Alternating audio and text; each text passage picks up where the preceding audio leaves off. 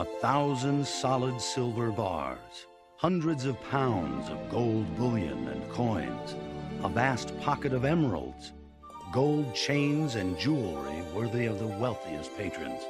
In all, a treasure worth more than $400 million today, a treasure that sank to the bottom of the sea. This is the story of the search for a missing fortune, the search for the Atocha.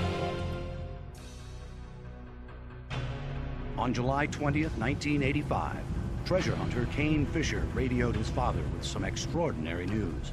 "Put away the charts," Kane yelled. "We found it." The word set off a champagne celebration in Key West, Florida, at the headquarters of Treasure Salvers Incorporated. For Kane's father, Melvin A. Fisher, it was a momentous day. Forevermore, he would be known as the world's greatest treasure hunter.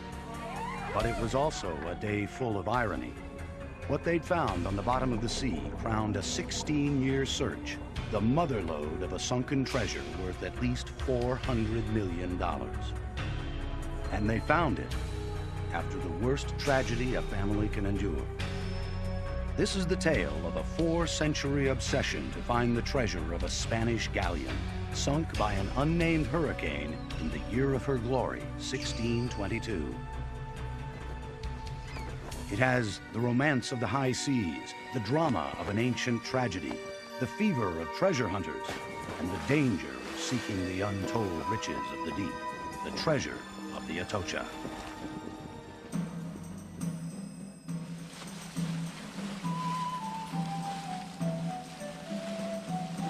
Her name was the Nuestra Señora de Atocha, Our Lady of Atocha, a magnificent Spanish galleon, superstitiously christened for a most sacred shrine in Spain.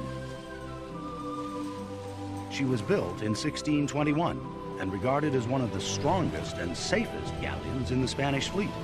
Yet it was on her maiden voyage that she met the cruel sea, the victim of a hurricane on her journey home to Spain.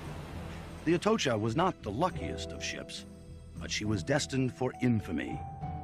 The Atocha's doomed voyage began in 1622 with the annual treasure convoy that sailed between Spain and the New World each year. Because she was a new galleon fitted with 20 bronze cannon and a small army of conquistadores, the Atocha was the guard ship of the 1622 fleet. Her job was to sail in the rear of the entire convoy and protect it from English pirates and Dutch buccaneers. The Atocha left Spain in March 1622, following the trade winds to ports of call in the Caribbean. She reached Cartagena in May, then went to Portobello, Panama, where she loaded treasure through July. After returning to Cartagena, she sailed for Havana, Cuba, to prepare for the long, treacherous journey home. In Havana, 265 people boarded the Atocha, including a royal governor, a high cleric of the Catholic Church, and several wealthy families. Loaded in her hold were magnificent treasures. The bulk of it was Peruvian silver, more than 1,000 solid silver bars. These massive ingots bore the distinctive marks of the wealthy merchants who brought them aboard.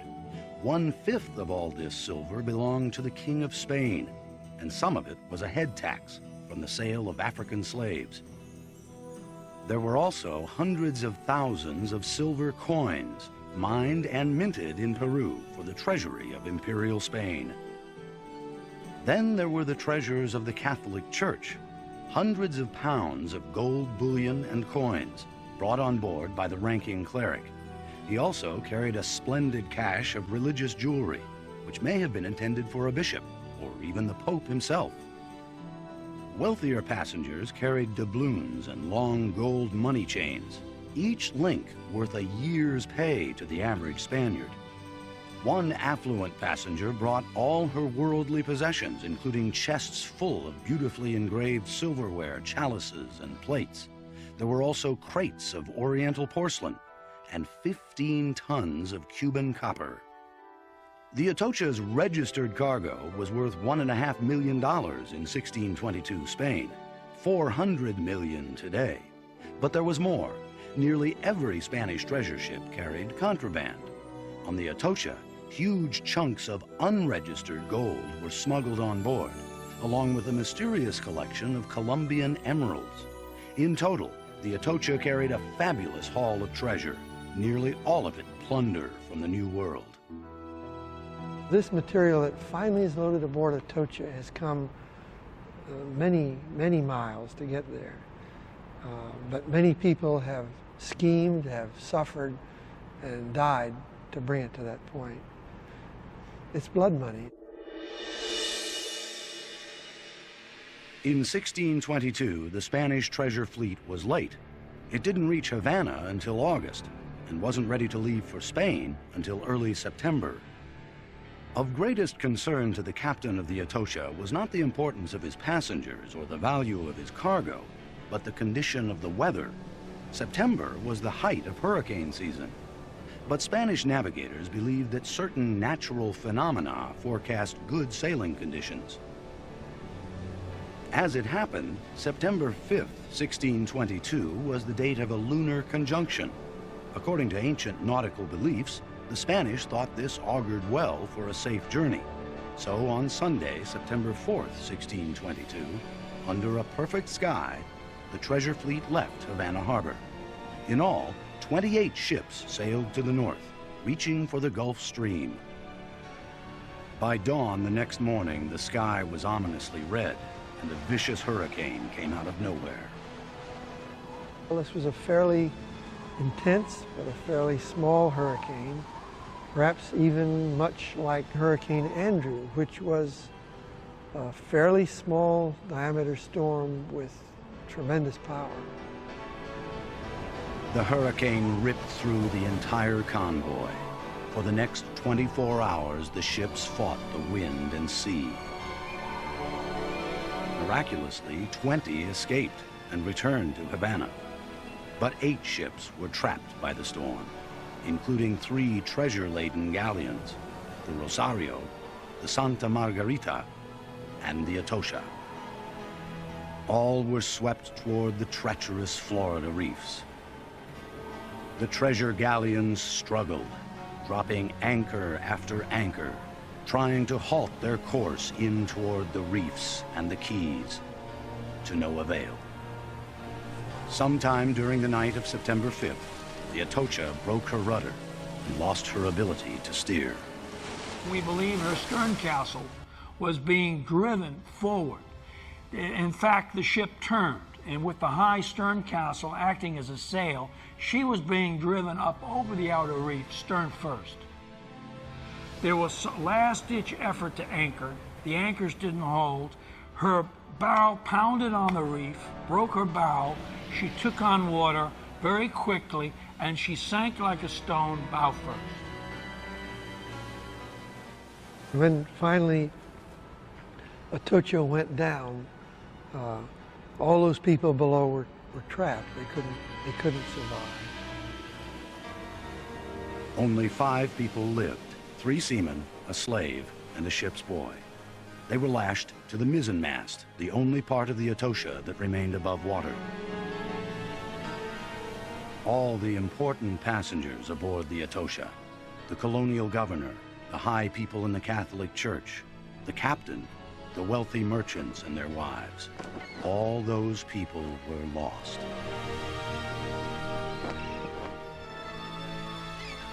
In truth, it was the great burden of the king's precious treasure, the greed of the old world, that hauled the Atocha and her passengers to the bottom of the sea.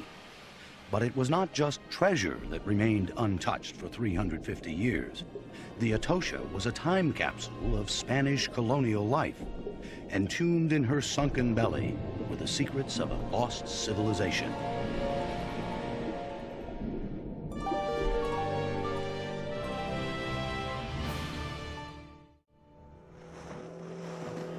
In 1969, 347 years after the Atocha sank, Mel Fisher began his hunt for the doomed ship.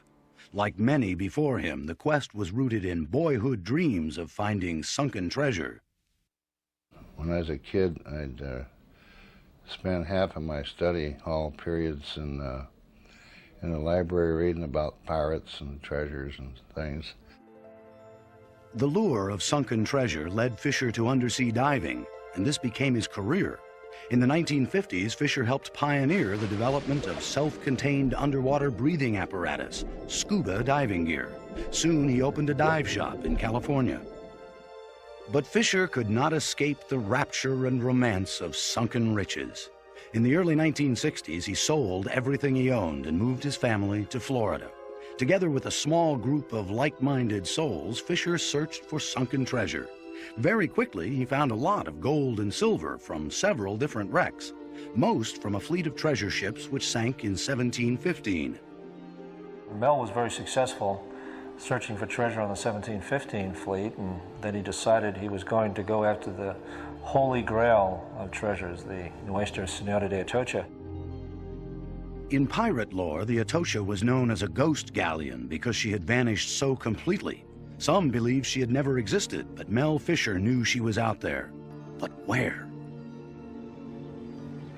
At that time, everyone believed that the Atocha had sunk somewhere near the middle of the Florida Keys. This was Atocha's first deceit, a little lie that fooled treasure hunters for centuries, Mel Fisher included. It stemmed from the first report of the disaster. The reports of the fleet commander said that the ships were lost in the Cayos de Matacumbe, or the Keys of Matacumbe. Well, today the Matacumbe Keys are two keys in the Central Keys, Upper and Lower Matacumbe. And so they assumed that that's where the Atocha was lost. Mel Fisher and others easily located these reports in the Spanish archives and rushed to search the area. For a year, Fisher searched everywhere around the Upper and Lower Matacumbe Keys. That's where he believed the Atocha had gone down. And he wasn't alone. Treasure hunter Bob Marks was also convinced. I had original documentation, and I had the location of the Atocha and the Margarita as lost off the Matacumbes. And in 1622, the Matacumbes are right where they are today, in the middle of the Keys. And I had 72 documents stating that. So a lot of people for years and years looked off of the middle of the Keys, including Mel.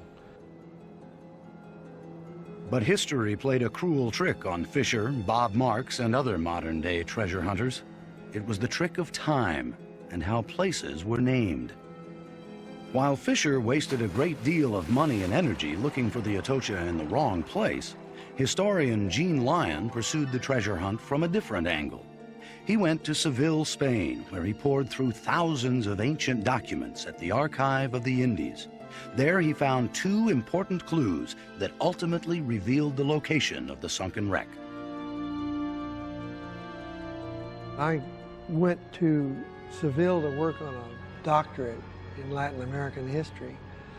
I was over there in the fall of 1969, and Mel said, if you see anything on the Atocha, let me know. After several months of research, Lyon had read enough documents to deduce that the Spanish word Matacumbe, as used in 1622, referred to all the Florida Keys, not just the modern-day Middle Islands. This was the first clue. Then Lyon found a second. I found the salvage papers of the Santa Margarita. And in those papers, at the very end was a sheet which was very worm damaged. It was more air than paper. The document had been written in 1626 by a Cuban salvage expert who located and recovered some of the treasure from the Atocha's sister ship, the Santa Margarita. Gene Lyon saw the words Cayos del Marqués and determined that this was where the salver was working. This was the big clue. With it, Gene Lyon pieced the whole story together. Within days of the 1622 disaster, a Spanish nobleman with the title the Marquis de Cadereyta ordered an immediate search to recover treasure from the Atocha and her sister galleons. When this recovery party arrived on the scene, they had no trouble locating the Atocha because her mizzenmast was still sticking out of the water.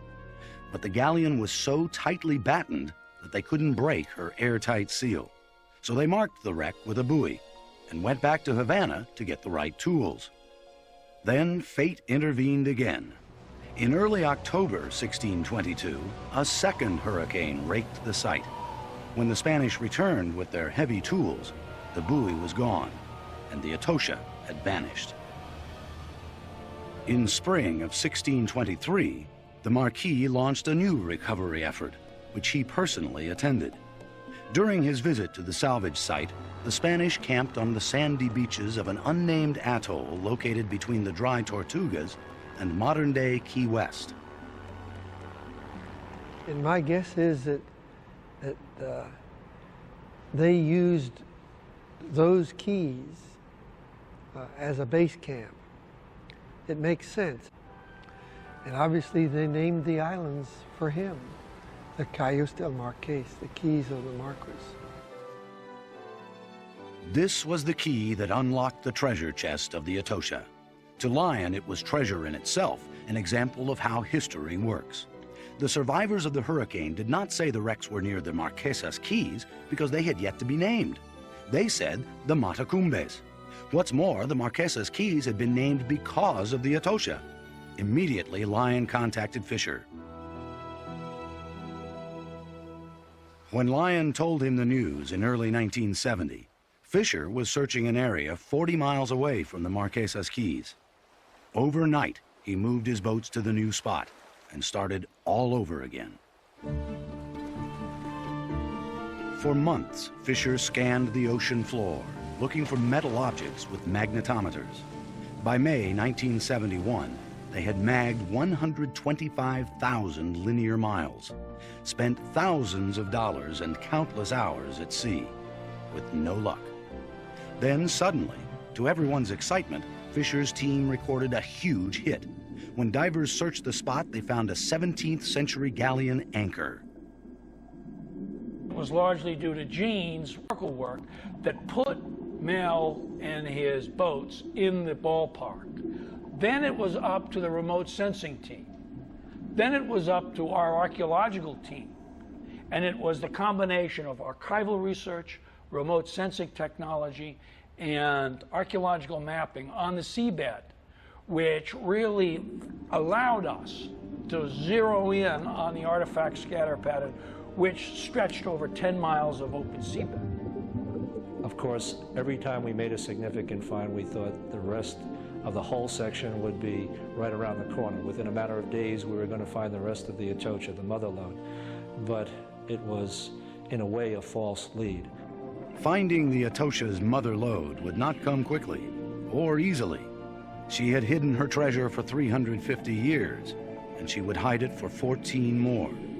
And when she was finally ready to give it up, she would trade it reluctantly and charge a heavy price in time, money, and most sadly, in precious lives.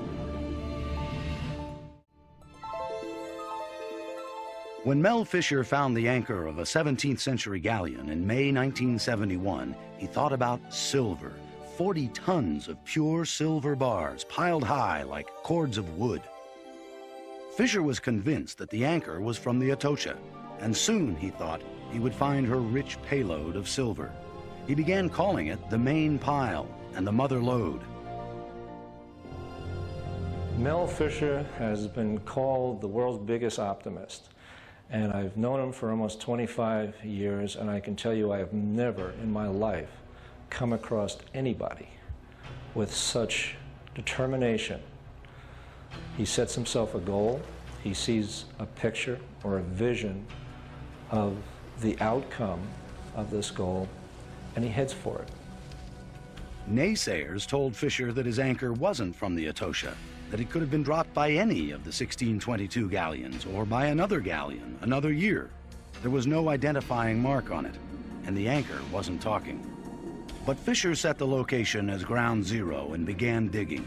For 2 years they searched the spot, but by 1973 there was still no proof that they had found the Atocha, nor had they located any sizable amount of treasure, but they were finding valuable artifacts.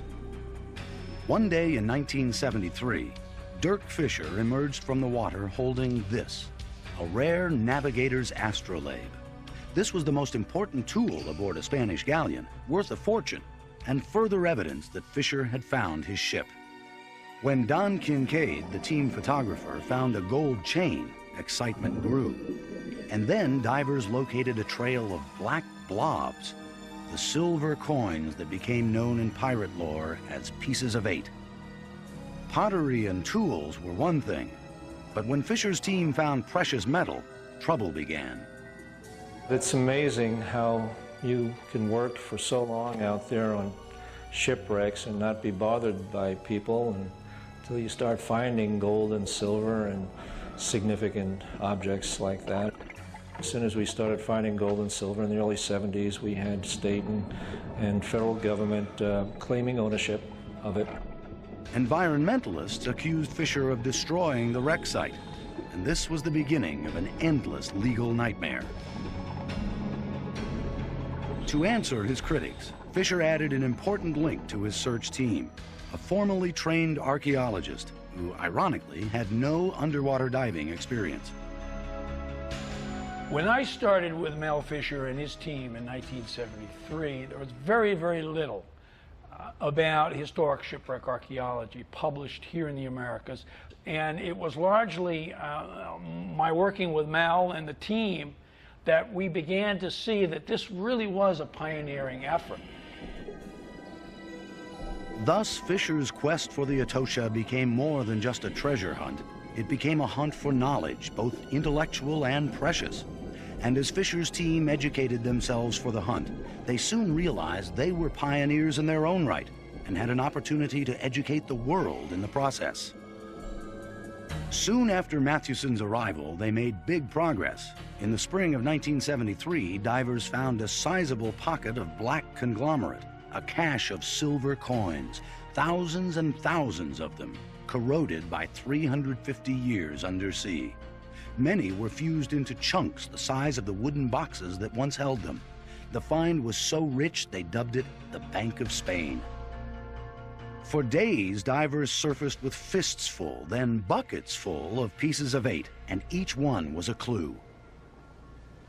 These are all pieces of 8. As you think about in Treasure Island and so forth, they're blackened little cookies. They're found on the bottom, and they eventually will come out as clean as the one I'm wearing. Each coin has its own little history in itself. Most of the silver that was on the Atocha came from the ancient Peruvian mountain of Potosi. Under the whip of Spanish rule, silver was extracted in obscene quantities by Incan labor, processed to incredible purity with deadly mercury, then minted into bar and coin and shipped to Spain. By 1622, the Potosi mine was the richest source of silver in the known world. At Potosi, the Spanish marked every silver bar with its weight in carat, the revenue stamp of the crown, and the individual marks of the mint and assayer. The coins minted at Potosi were literally cut in 4 denominations. The basic monetary unit was the real. 1 real was similar in size and weight to a silver dime, 2 reales to a quarter, 4 reales were a half dollar, and the 8 real coin was a silver dollar containing 1 ounce of silver. This was the most common coin, the piece of 8. All the coins were stamped with a cross on one side and the royal shield on the other. They were also dated, given a mint mark, P for Peru, and the initial of the assayer. The royal shield changed slightly from king to king. When Philip III died in 1621, his 16-year-old son assumed the throne as Philip IV. At Potosi, the new dies were in use by 1622. This became an important clue. When Mel Fisher's divers located pieces of 8 around the galleon anchor, they were carefully cleaned and studied. Some bore the shield of Philip IV, but none dated after 1622. The divers also found coins stamped with a backwards P and a reversed shield. This was curious indeed. There wasn't a numismatist in the world who had ever seen one of these coins before. Fisher's team noted that the assayer responsible used the initial T for his personal mark. Through archival research, they learned that his name was Juan Jimenez de Tapia, and that he worked at the Potosi Mint between 1619 and 1622. During this period, many of his coins were reversals. In time, history would reveal that Atocha was dyslexic. These coins were certainly rare, but were they proof that Fisher had found the Atocha, or one of her sister ships? Fisher was sure, but others wanted more tangible evidence. In May 1973, they got it. Fisher's divers found 3 silver bars in the middle of the Bank of Spain. Once again, it was archival evidence discovered by Jean Lyon that created the excitement. In Spain, Lyon had found construction records of the Atocha, her passenger list, and her cargo manifest. The manifest listed all of the registered silver bars, and it gave the name of the shipper and the weight of the bar and the bar number. And then, bang, it occurred to me that if you could find a bar with an inscribed number that matched the manifest, and if you found enough of them where it couldn't be random, then you could identify a Spanish shipwreck. With great anticipation, the 3 silver bars were brought to Fisher's Key West headquarters to be weighed. Bar number 4584 was the first on the scale. We placed that bar on the scale, and it turned out to be exactly the same weight as Jean indicated from the manifest. That was the first indication that we had that, in fact, the treasure we were now bringing in was from the Nuestra Señora de Atocha. Not only did the bar number match the manifest, but Lyon also knew exactly where it came from. It had been loaded in Cartagena as payment for African slaves. It was true blood money. Fisher's team was thrilled by this evidence. But then came a shot across the bow. Allegations that Fisher had salted the wreck by planting the silver bars. Well, first it was laughable, and then you were furious, and it was a whole mixture of emotions. I think that's one of the reasons why a lot of us stuck with it. We just had to prove to the rest of the world that what we knew and what Mel has been telling everybody all along was true. It was from the Atocha. With increased determination, Fisher's team set out to prove they had the Atocha. But the mother lode of the sacred ship remained her secret, and she was about to deliver another tragic blow.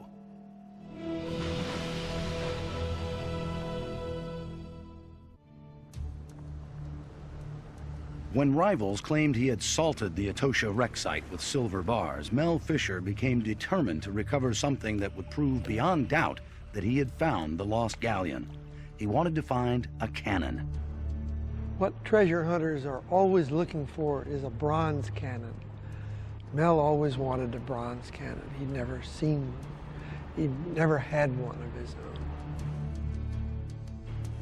In Spain, Lyon had located the arms list for the Atocha, which described her 20 bronze cannon in detail.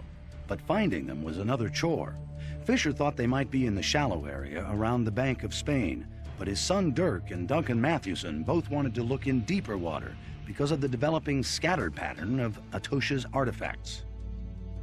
I looked at the ballast rocks, I look at the potsherds, I look at the barrel hoop fragments, I look at the rusty iron fasteners, I look at all different bits and pieces that were, to me, telling me, speaking to me, that we were going in the wrong direction.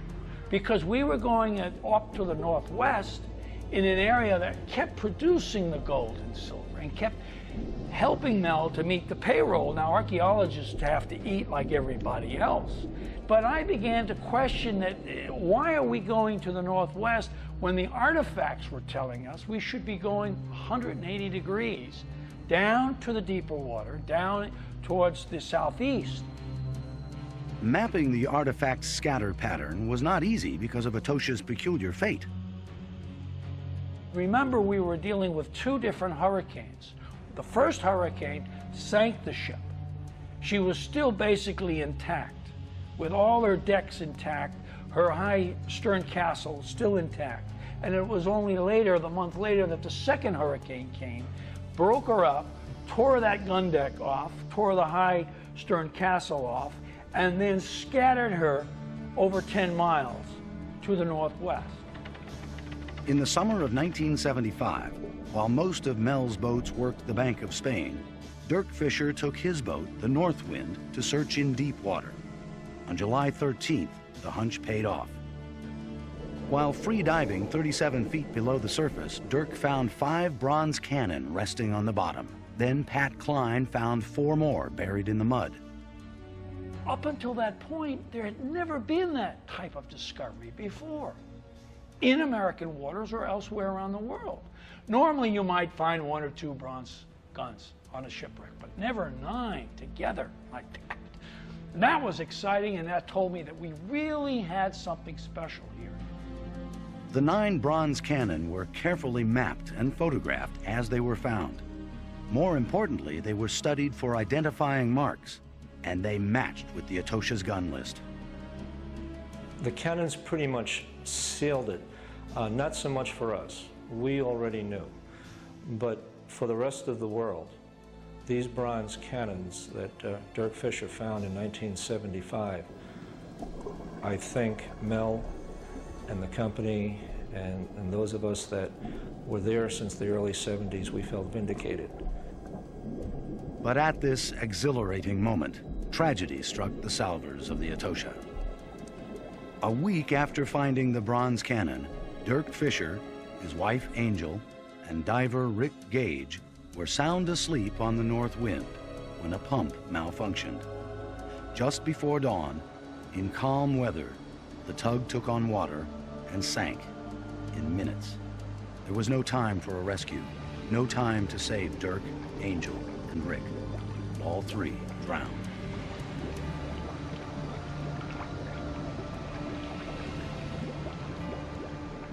It was a terrible tragedy, and it happened at a time where we were all so high on a high plateau, and suddenly we were way down in the valley. Dirk and Angel and Rick Gage, they were more than just crew members, they were family. You know, we always watched each other's backs out there. We always looked out for each other. And we were young, we were in our 20s. You know, it's one of those things you can live forever when you're that age. And expecting an accident like that is something nobody ever considered. And when it happened, it was devastating. We were, as crew members, ready to throw in the towel ourselves. But Mel said, we need to go on. In Dirk's name, we need to find the rest of the ship. He pointed us now in this new direction, and we did. The search did continue. And it was 10 years to that day of Dirk's death that Mel's other son, Kane, found the mother lode of the Atocha. Dirk, Angel, and Rick were not the only ones to perish during Fisher's hunt for the Atocha. The son of a National Geographic photographer was killed when he swam into the propeller of a salvage boat. And another diver simply vanished on his day off. This reminded the entire team of what Gene Lyon called the reality of the Atocha. On the one hand, it's a question of reward for determination, for great effort. On the other hand, it's a tragedy. I mean, you know, 5 people died in the finding of this treasure. So I can't imagine what treasure is worth all of that. The deaths marked an eerie coincidence. 260 people died aboard the Atocha in 1622, yet 5 miraculously survived. Centuries later, the Atocha claimed those 5 lives, almost as if she had traded them for those she had previously spared. In terms of history, the reality of the Atocha was abundantly clear to those who were connected to her and to her hallowed treasure.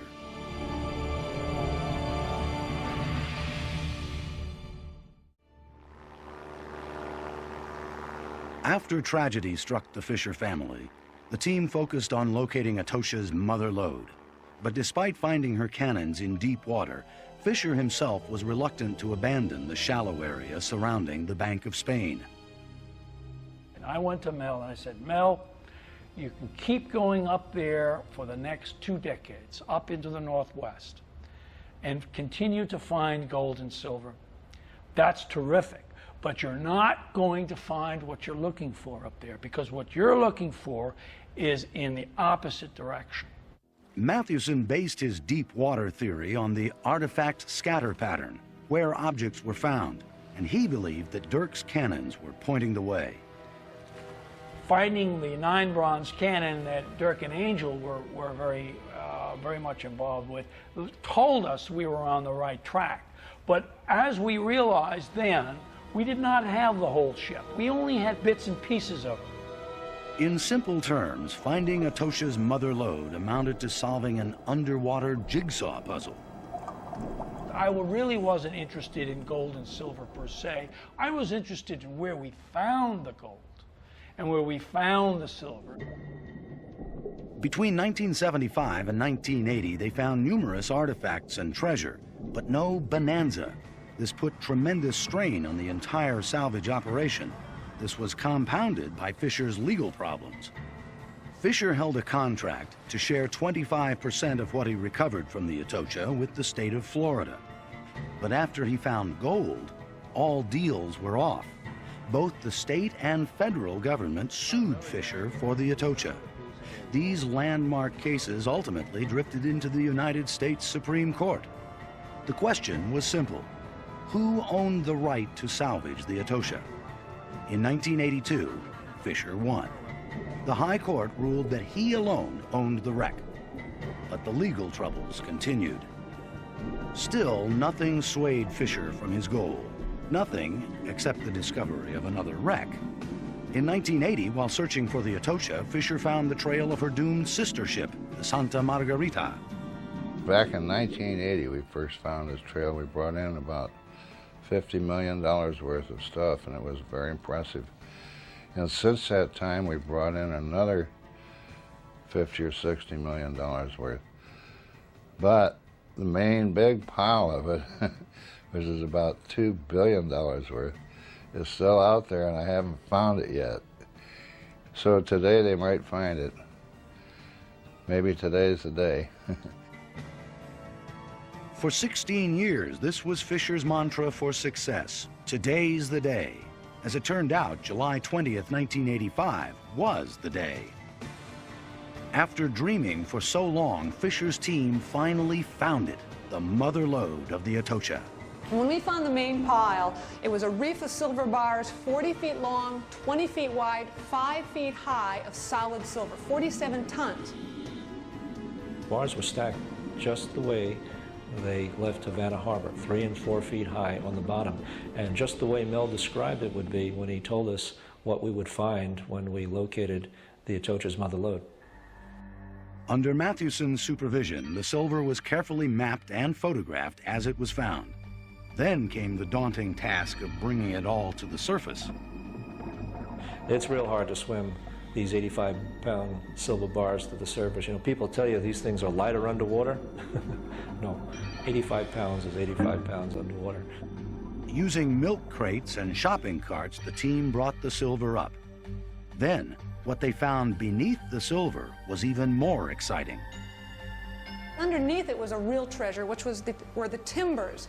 Much of the timber survived because of the silver on top of it, and these huge masses of ribs and footings and planking that the people relied on to get them home were preserved all these years because of that silver. That was terrific. That was terrific because we had been looking for it for so long. And what was exciting for me, not only see it all laid out, a virgin, untouched shipwreck, but also making it clear that you could make predictions about the breakup of a wooden hull vessel. This had never been done before. And that, to me, was verification that shipwreck archaeology as a discipline had arrived. After 16 years, the Atocha had finally given up her most treasured secret. The total haul was more than 40 tons of silver, worth hundreds of millions of dollars. But then she added a surprise. Mel always said that when we find the Atocha, not only are we going to find stacks and stacks of silver bars, and the bottoms are going to be covered with gold and silver, but we're also going to be finding lots of emeralds. Well, there was no listing on the manifest of any emeralds, so we thought that was just maybe a figment of his imagination. Until 6 months after we found the mother lode, we were working a little bit north of the main pile. And we were down there vacuuming the sand, and unbeknownst to us, we must have hit a pocket of emeralds. And there we were underwater catching emeralds. We were in an emerald shower. It was beautiful, and that was just the beginning of what is now known today as Emerald City. To date, close to 3 pounds of rare Colombian emeralds have been recovered from the Atocha, but the bulk of the gems are still out there. It's more than $2 billion worth still there. But they're not easy to find. We have to work hard. Today, the Atocha site remains very active. Every artifact recovered from the site is brought to Key West, where Fisher operates a world-class conservation laboratory. Our job here in the conservation lab is to make sure that all these objects that we find out there are stabilized, and not just for a couple of years or a brief time while they're put on display, but we want these objects to look the same 100 or 200 or 300 years from now as they do now. Once artifacts are conserved, a representative portion is donated to the Mel Fisher Maritime Heritage Society. The remaining treasure is divided among investors. A $10,000 investment in 1970, for example, was worth as much as $2 million in treasure at the 1985 divide. Much of Fisher's share is for sale at his museum store.